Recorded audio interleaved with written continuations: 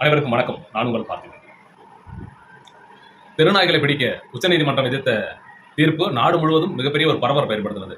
ஒரு தரப்பினர் என்ன சொன்னாங்கன்னாக்கா, தெருநாய்களை ஈவை இறக்கலாம கொல்றது, அதை கொண்டு போய் அடைக்கிறதெல்லாம் பாவம், அப்படி செய்யக்கூடாது, தெருநாய்கள் தான் நம்மளுடைய பாதுகாவலர்கள் அப்படின்னு சொன்னாங்க.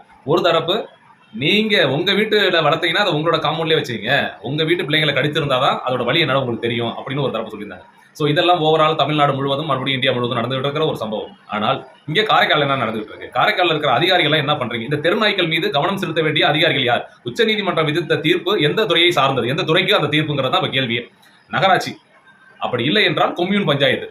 ஸோ இந்த இரண்டுமே காரைக்கால் மாவட்டத்தில் செயலிழந்திருக்கு. ஒன்று, வேலையே செய்ய மாட்டேன்னு இருக்கிற அதிகாரிகள். இன்னொன்று, எனக்கு காலம் நெருங்கிட்டு, எனக்கு வேலை ஓய்வு கிடைக்க போகுது, எனக்கு ரிட்டையர்மெண்ட் கிடைக்க போகுது, இன்னும் ஒரு 2 மாதங்கள், 2 வருடங்கள், 1 வருடம், இப்படி இருக்கிற அதிகாரிகள் இவங்க என்ன பண்றாங்கன்னா, நம்ம இருக்கிற காலத்தை சத்தம் இல்லாம கழிச்சுட்டு போயிடுவோம். இது ஒரு படத்துல சொல்லுவாரு, சமுத்திரகனி சொல்லுவாரு, அந்த படத்தில் நடிச்ச படத்துல சொல்லுவாங்க, தம்பி நம்ம இருக்கிற இடம் தெரியாம வாழ்ந்துட்டு போயிடும்டான்ட்டு. இதுக்கு எதுக்கு அரசு உத்தியோகம்? மக்களோட வரி பணத்தை சம்பளமா வாங்குகின்ற நீங்கள் செய்ய வேண்டிய வேலையை சரியான செய்யல. ஓகே, உச்சநீதிமன்றம் ஒரு தீர்ப்பு வழங்குது, திறனாய்களுக்கு நடவடிக்கை எடுங்கன்னு சொல்லிட்டு நிறைய வந்துருச்சு. மெயின் ரோட்ல சாலைகள்லாம், அதாவது கடித்தால் தான் ஆபத்துன்னு கிடையாது, அது குறுக்க வந்து விடுறது, கூட்டமா ஒடியாடுறது, பார்த்து பயந்து போய் விழுறவங்க, தூரத்துல நாய் பார்த்துட்டு பிரேக் அடிச்சு கீழே விடுறாங்க, நிறைய பிரச்சனைகள் இருக்கு. ஆனால் அதை கொண்டுதான் அதோட இதை பண்ணணும்னு நம்ம சொல்ல வரல, அதோட பிரச்சனையை சால்வ் பண்ண சொல்ல வரல.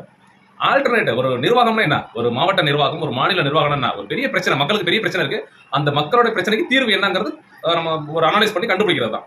எதுவுமே செய்ய மாட்டேன்னா எப்படி? நாய்கள் தன்னோட பசிக்காக தேடும், தன்னோட இடத்தை பாதுகாத்துக்கும், அதுக்கப்புறம் அதோட இனப்பெருக்கத்தை செய்யும், அதுக்கப்புறம் குட்டிகளை பெற்று அதை காப்பாற்றும். அது அதோட வேலை. அதனாலும் அதோட வேலையை சரியா செய்யுது யாரு? நாய்கள். ஆனா நம்மளோட வேலை என்னன்னு தெரியாம வாழ்ந்துகிட்டு இருக்கோம். காரைக்கால் மாவட்ட நிர்வாகம், அதாவது இன்னைக்கு வந்துக்கிற மாவட்ட ஆட்சியரும் புதிது, துணை மாவட்ட ஆட்சியர் தான் இருந்தாரு, அவரும் இப்போ டிரான்ஸ்ஃபர்ல போறாரு, புதுசா வராங்க மேடம், வராங்க ஐஏஎஸ் மேடம் வராங்க. ஸோ இருவரும் சேர்ந்து ஒன்றிணைந்து இதுவரைக்கும் நடந்த பிரச்சனைகள் எல்லாம் தவிர்த்து, காரைக்கால் மாவட்ட ஆட்சியரும் துணை மாவட்ட ஆட்சியரும் காரைக்கால் மாவட்டத்திற்கு, அதாவது புதிதாக வந்திருப்பவர்கள், காரைக்கால் மக்களுக்கு நன்மை செய்வீர்கள் என்று உங்களை மலைபோல் நாங்கள் நம்பி இருக்கிறோம். எனவே இந்த தெருநாய்கள் அதிகப்படியாக உற்பத்தியில் இருக்கிற கொம்யூன்களை கண்டறிந்து, இல்லை எல்லா இடத்துலையுமே அந்த பிரச்சனை இருக்கு, உடனடியாக அதற்கு தீர்வு காண வேண்டுகிறேன். பிரச்சனைகள் பெரிதாவதற்கு முன்பாக நான் இதை பலகட்ட முறையில் நான் மாவட்ட ஆட்சியர், டிசிஆர், அது மாதிரி நகராட்சி கொம்யூன் பஞ்சாயத்து ஆணையர் இவங்கள்ட்ட நான் முறையிட்டு இருக்கிறேன். பட் ஆனால் இது எல்லாமே வாய் வழியாக சொன்னதுதான், நம்ம எந்த விதமான எழுத்துப்பூர்வமான எதுவும் கொடுக்கல, ஏன்னா எதுவும் பண்ண முடியாது நமக்கே தெரியும். ஸோ இருந்தாலும் இந்த முறை உங்களை இந்த காணொலி மூலமாக கேட்டுக்கொள்கிறேன். இந்த பார்க்கின்ற நண்பர்கள், உற்ற நண்பர்கள் எல்லாருமே இந்த காணொலியை ஷேர் பண்ணுங்க. வேற ஒன்றும் உங்கள்கிட்ட கேட்கல. ஏன்னா சம்பந்தப்பட்ட துறை சார்ந்த அதிகாரிகள் இதை கவனத்தில் எடுக்கணும்னா ஒரு விஷயம் திரும்ப திரும்ப பேசப்படும், அப்பதான் முடியும். ஸோ திரும்ப திரும்ப பேசப்படணும்னா சோசியல் மீடியா மட்டும்தான் ஒரே வழி. ஆகையினால் சம்பந்தப்பட்ட அதிகாரிகள் உடனடியாக நடவடிக்கை எடுத்து தெரு நாய்களை கட்டுப்படுத்துவதற்கு பெரும் முயற்சி எடுத்து மக்களுடைய நலனுக்காக நீங்க ஒன்றிணைய வேண்டும், அதற்காக வேலை செய்ய வேண்டும் என்று தருணத்தில் கேட்டுக்கொள்கிறேன்.